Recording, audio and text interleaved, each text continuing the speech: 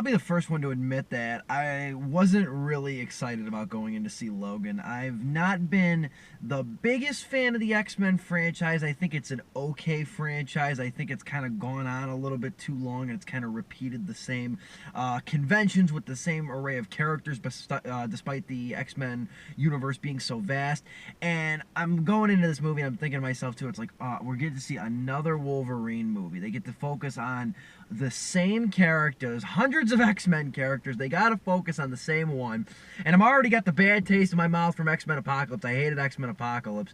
But you know what? I come out in a certain mood after seeing Logan. What's going on, guys? I'm Steve Pulaski, back with another video review.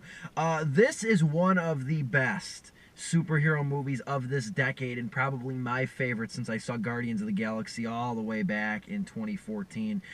This is an astonishingly mature and melancholic movie that deals with age, depression, ailments, I guess you would say legacy, and a barrage of other things. Basically revolves around Wolverine, Hugh Jackman, who's now, in the year 2029, mutants have pretty much gone extinct in the world.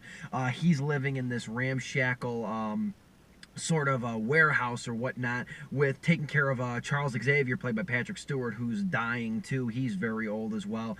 And Wolverine's become a raging alcoholic and pill popping, dependent on pills and whatnot. Same with Charles Xavier. He's been having these very debilitating seizures and stuff. But then Wolverine winds up getting a purpose. He winds up having to take care of a young girl named Laura, played by Daphne Keane, and get her to North Dakota, which is sort of like a refugee for her. And within the, I mean, this is not a spoiler, it's what happens within the first few minutes of the movie. You also find out that you know, Lauren is Wolverine's daughter too in the film. So he's tasked with taking her to North Dakota, as well as caring for Charles Xavier in his ailing state.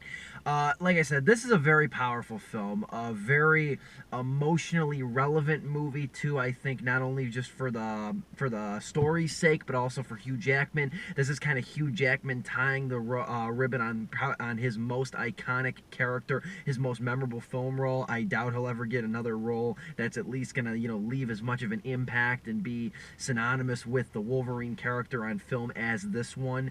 You know what I mean? So it's definitely personal and emotional for Jackman too, and you can really see it. This is another thing about this movie I was very surprised about. It's very emotional in some parts, very sentimental. It's not manipulative. It is very authentic. If there's tears, I didn't shed any tears personally, I'd tell you if I did, but if there are tears shed to this movie, they are very well deserved. And the other person in this movie too that I thought was outstanding was Daphne Keane. She does a lot of great work, and she has very little dialogue in the movie, at least for the first two acts. She has no dialogue, and she conveys a lot through her expressions, her mannerisms, her eyes, and she's a very young and commendable actress too. And then of course there's Charles Xavier, played by Patrick Stewart, like I said, who's, you know, you're watching him ail and you're watching him get sick, and it just remembers like 17 years ago, if you watch the original X-Men, just how far we've come.